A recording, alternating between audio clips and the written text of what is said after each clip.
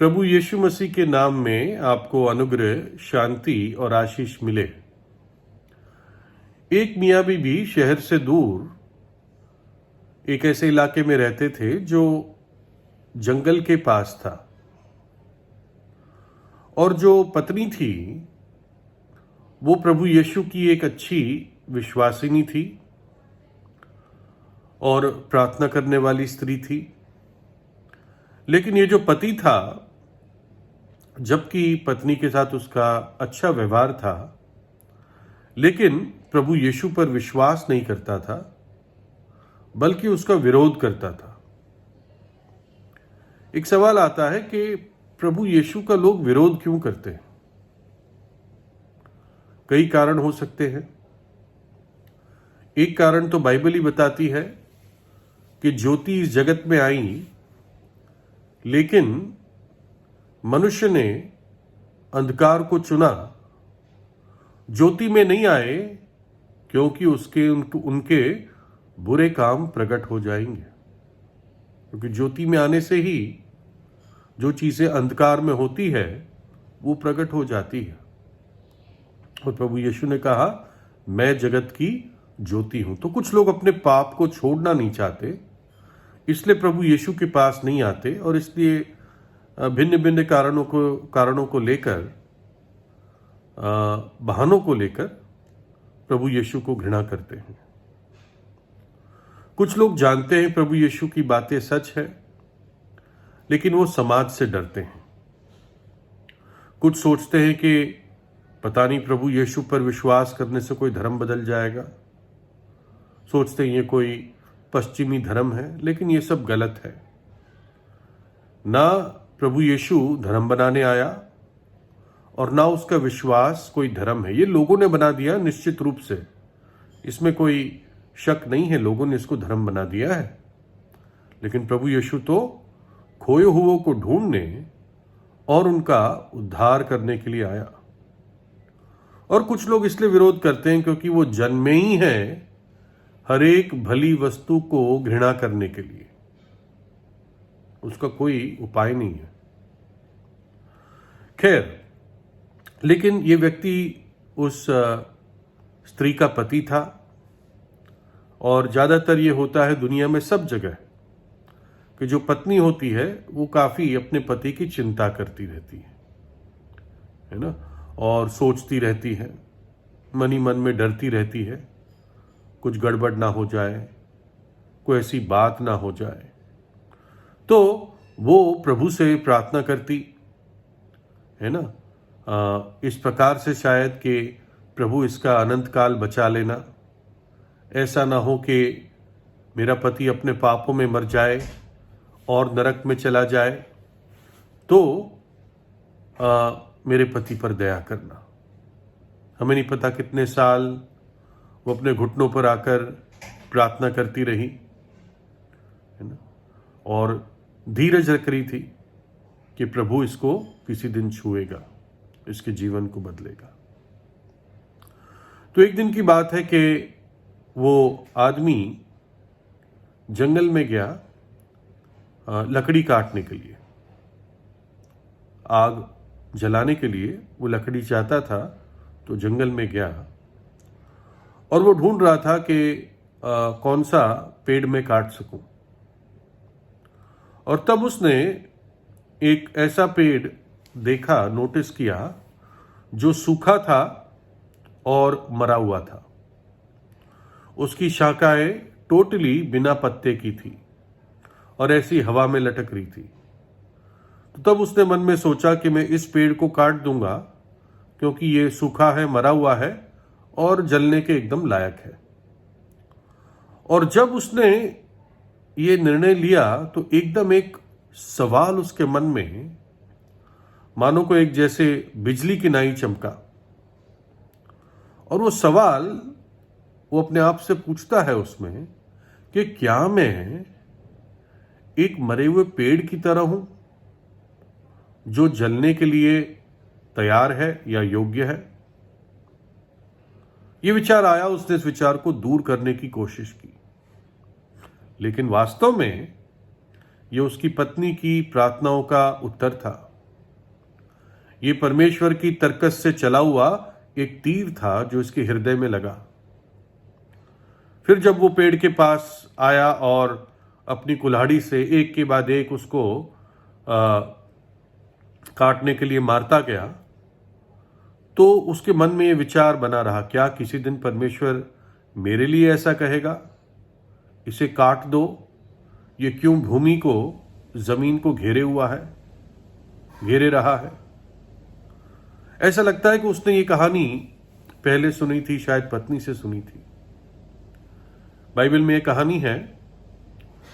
फिर प्रभु यीशु ने उसने ये दृष्टांत भी कहा कि किसी मालिक की अंगूर की बारी में एक अंजीर का पेड़ लगा हुआ था।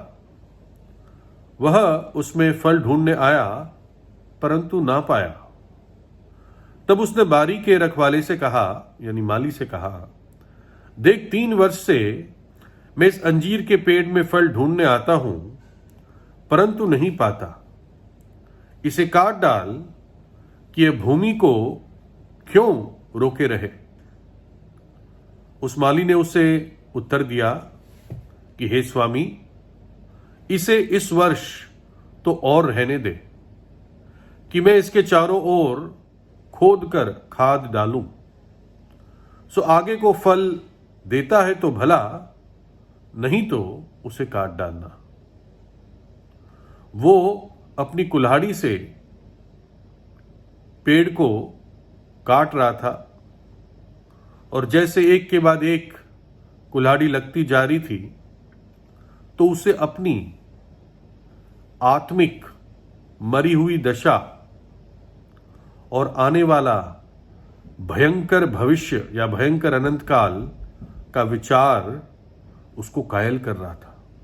अब वो डरने लगा और ये विचार इतने उसके मन में सहने के बाहर हो गए कि पेड़ तो वहां छोड़ दिया, अपनी कुल्हाड़ी लेके घर गया, घर में अपने कमरे में गया, वहीं पर घुटनों पर आया, परमेश्वर से प्रार्थना की और एक टूटे हुए मन से प्रभु यीशु से अपने पापों की क्षमा मांग ली।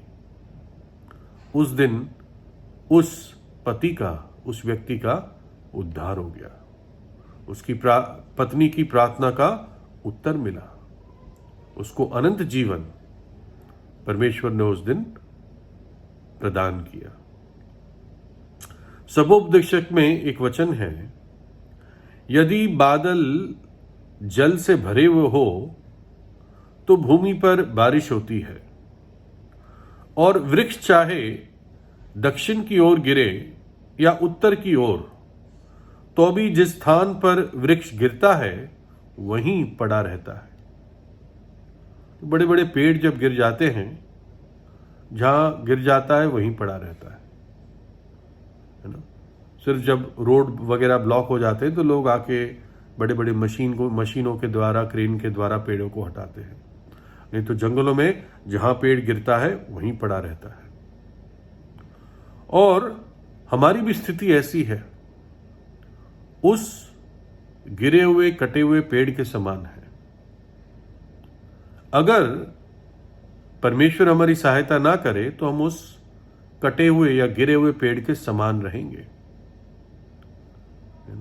मैं आपको उदाहरण देता हूं। हमारे घर के कंपाउंड में एक पाम ट्री, ताड़ का पेड़ था, और वो बहुत ऊंचा हो गया, बहुत सुंदर था, और एक निशानी बन गई थी वो कि पाम ट्री वाला मकान। तो एक दिन मेरे एक मित्र ने कहा कि बहुत ऊंचा हो गया है, बाद में मुश्किल हो जाएगा, इस पेड़ को काट दो, इसी पे गिर ना जाए, क्योंकि साइड में ही बिजली के भारी तार थे। तो जब मैंने काटने की बात की तो मेरे परिवार के लोग खुश नहीं थे, उनको बहुत अच्छा लगता था वो पेड़, तो फिर मैंने नहीं कटवाया। और शायद 2-3 साल बीत गए, और एक दिन जो ताड़ के पेड़ की जो ब्रांच होती है, या उसे पूरा पत्ता कहते हैं, भारी, वो ऊपर से गिरा, और कोई मकान के पास ही था, शायद सब्जी वाला या कोई, मुझे याद नहीं, या माली था, उस पे गिरता गिरता वो बच गया, नहीं तो उसके सिर पे गिरता और वो मर सकता था, क्योंकि ये जो शाखाएं होती है ताड़ के पेड़ की, ये करीब 40 किलो तक हो सकती है। और फिर हमारी आंख खुली, हमने किसी को ये काम दिया और उसने आके उस पेड़ को काटा। और इतना भारी था कि उसको दो लड़के आए थे, और जब उन्होंने काटा और किसी तरह उसको अपनी रस्सी वस्सियां बांध के नीचे उतारा किसी एंगल में, तो ऐसे नीचे गिरा वो, हमारी दीवार तोड़ी और लोहे का गेट दब गया। दीवार ठीक करनी पड़ी और गेट भी पूरा रिपेयर करना पड़ा। और उसके बाद क्योंकि वो कंपाउंड में था, उन्होंने काट के उसको बस साइड के प्लॉट में धकेल दिया और वहीं रहा वो कटा हुआ पेड़ 3 हिस्सों में काटा उन्होंने, वहीं रहा। हमने कई लोगों को कहा इसको उठा के ले जाओ, पैसे दे देंगे, कोई लेके नहीं जाता था, है ना। और मुझे हमेशा ये बाइबल की आयत याद आती थी कि जिस स्थान पर वृक्ष गिरेगा वहीं पड़ा रहेगा, है ना?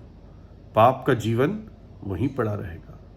अगर अपनी इच्छा से सच्चे हृदय से प्रभु यीशु के पास नहीं आते तो पाप में जो जीवन है वहीं पड़ा रहेगा और बदतर हो जाएगा, है ना। अपने हृदय से प्रभु यीशु को पुकारे, है ना। वो जीवित प्रभु है, मृतकों में से जी उठा, मेरे और आपके लिए कलवरी के क्रूस पर अपनी जान दी, अपना पवित्र लहू बहा दिया, है ना। और उसी लकड़ी काटने वाले के तरह इस बात को समझें कि प्रभु ने आपको और जीवन दिया है, जीवितों की भूमि में रखा है। उसके मन में विचार था, क्या मैं एक मरे हुए पेड़ की तरह काट दिया जाऊंगा और आग में झोंक दिया जाऊंगा? ऐसा ना हो। आज ही प्रभु यीशु से प्रार्थना कीजिए, परमेश्वर आपको आशीष दे।